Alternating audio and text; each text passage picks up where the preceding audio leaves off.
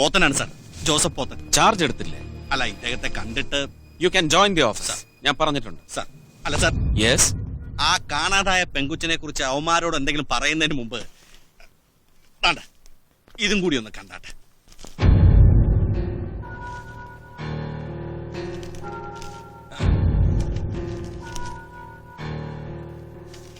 ഇതങ്ങോട്ട് ഇദ്ദേഹം കാണിച്ചു കൊടുക്കണം അവന്മാർക്ക്. ചേടാ, ഈ ചെറുക്കനും പെണ്ണും കൂടി എവിടെയെങ്കിലും പോയി അടിച്ചു പൊളിക്കുന്നതിന് നമ്മൾ ഇവിടെ കിടന്ന് നട്ടം തിരിഞ്ഞിട്ട് ഒരു കാര്യമില്ലെന്നേ. ഇത് സംഘടിപ്പിച്ചെടുക്കാൻ പോത്തൻ കുറച്ച് കഷ്ടപ്പെട്ടു. അപ്പൊ ഒരു കാര്യം ചെയ്യും, ഓഫീസിൽ പോയി സൈൻ ചെയ്തിട്ട് നേരെ വിട്ടു. എങ്ങോട്ടെന്നാ? ഇതിന്റെ പബ്ലിഷർ ആരാണെങ്കിലും അവനെ എനിക്ക് വേണം. ഇന്ന് വൈകിട്ട് 6 മണിക്ക് മുമ്പ്.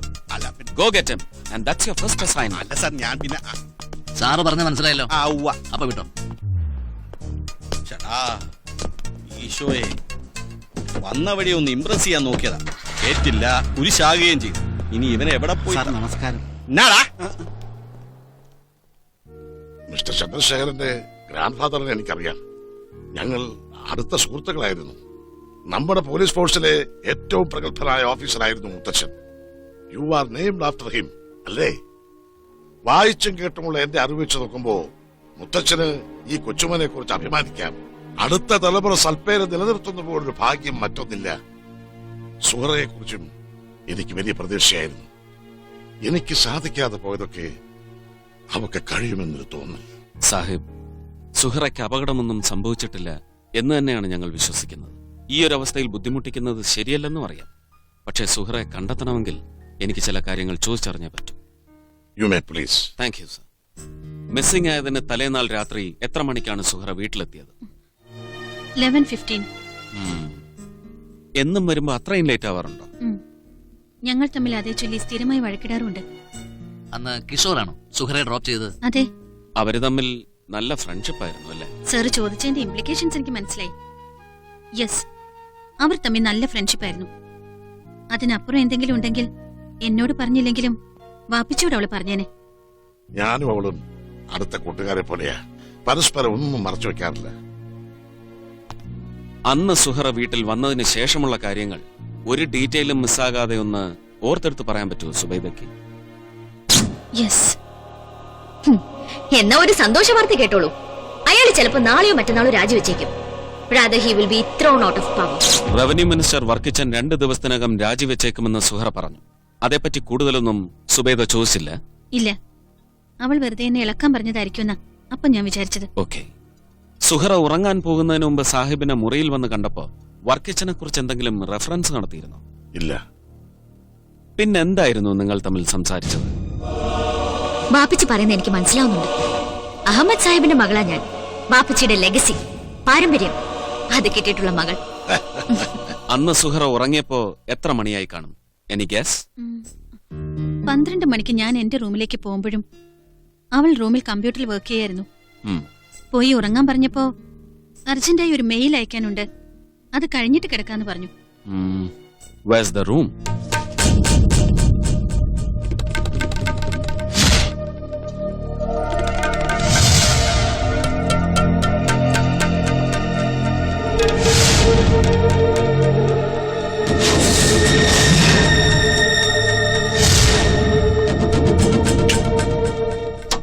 അന്ന് രാത്രി അത്രയും വൈകി ഇമ്പോർട്ടന്റ് എന്ന് കരുതുന്ന ഒരു മെയിൽ സുഹറ അയച്ചിട്ടുണ്ടെങ്കിൽ ആ മെയിലും സുഹറയുടെ ഡിസപ്പിയറൻസും തമ്മിൽ എന്തെങ്കിലും ഒരു ഇക്വേഷൻ ഉണ്ടാവും.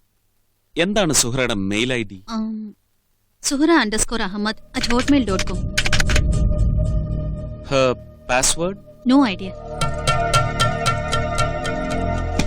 ആരാണ് സുഹറയുടെ ഫേവറേറ്റ് എഴുത്തുകാരൻ? Italo Calvino. Italo Calvino. Oops.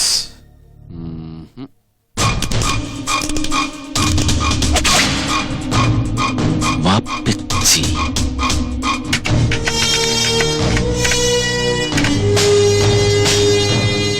Bullshit. ബാപ്പിച്ചി പറയുന്നത് എനിക്ക് മനസ്സിലാവുന്നുണ്ട്. അഹമ്മദ് സാഹിബിന്റെ മകളാ ഞാൻ. ബാപ്പിച്ചിയുടെ ലെഗസി, പാരമ്പര്യം, അത് കിട്ടിയിട്ടുള്ള മകൾ. ബാപ്പിച്ചിയുടെ ലെഗസി, പാരമ്പര്യം, ബാപ്പിച്ചിയുടെ ലെഗസി. Legacy. യെസ്.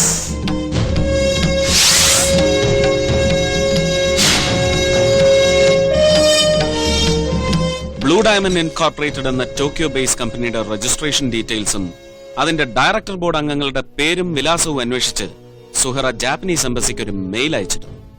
കമ്പനിയെക്കുറിച്ചുള്ള ഡീറ്റെയിൽസ് വൈകാതെ അറിയിക്കാമെന്ന് Japanese embassy respond ചെയ്തിട്ടുമുണ്ട്.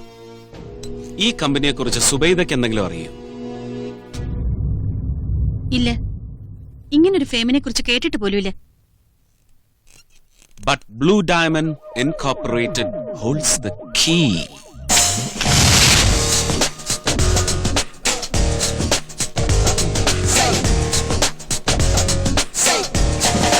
Kuttippuram, Kechery, Angamaly, Kalady.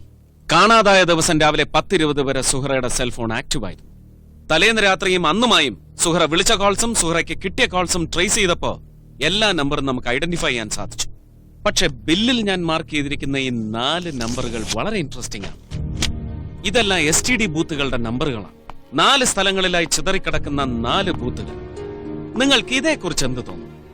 ഇതങ്ങനെ പ്രത്യേകിച്ച് പ്രാധാന്യമൊന്നും അർഹിക്കാത്ത റാൻഡം കോൾസ് ആണെന്ന് തോന്നുന്നുണ്ടോ? ഇല്ല സർ, ഈ ബില്ലിൽ കാണുന്ന മറ്റെല്ലാ നമ്പറുകളും കൃത്യമായ ഐഡന്റിറ്റി ഉള്ള ഫോണുകളിൽ നിന്ന് വിളിച്ചിട്ടുള്ളതാണ്. ഈ സ്ഥലങ്ങളിൽ മുഴുവനും മൊബൈൽ കവറേജും ഉണ്ട്. എന്നിട്ടും വളരെ പർപ്പസ്ഫുള്ളായി STD ബൂത്ത് യൂസ് ചെയ്തിരിക്കുകയാണ്. That's what I feel. That is good thinking Sudheer. Suppose ഈ കോളുകൾ മുഴുവൻ വിളിച്ചത് ഒരാളാണെങ്കിൽ ആ ആൾ ആ സമയം യാത്ര ചെയ്യുകയായിരുന്നു. കുറ്റിപ്പുറത്തുനിന്ന് തൃശൂർ, അങ്കമാലി, കാലടി. അതൊരു കുഴപ്പം പിടിച്ച തിരിവാണല്ലോ സാറേ. അങ്കമാലിന്ന് NH47 വഴി കൊച്ചിക്ക് വരാതെ അവൻ MC റോഡിലോട്ട് തിരിഞ്ഞ് നേരെ കാലടിയിലേക്ക്. It is an interesting detour. National ഹൈവേയിൽ നിന്ന് MC റോഡിലേക്ക് ഒരു deviation.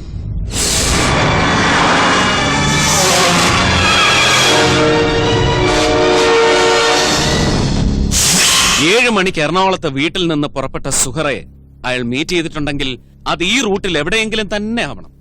Four possibilities of a guess നമുക്ക് ടെലിഫോൺ ബൂത്തുകളിലേക്ക് പോകാം. Krishna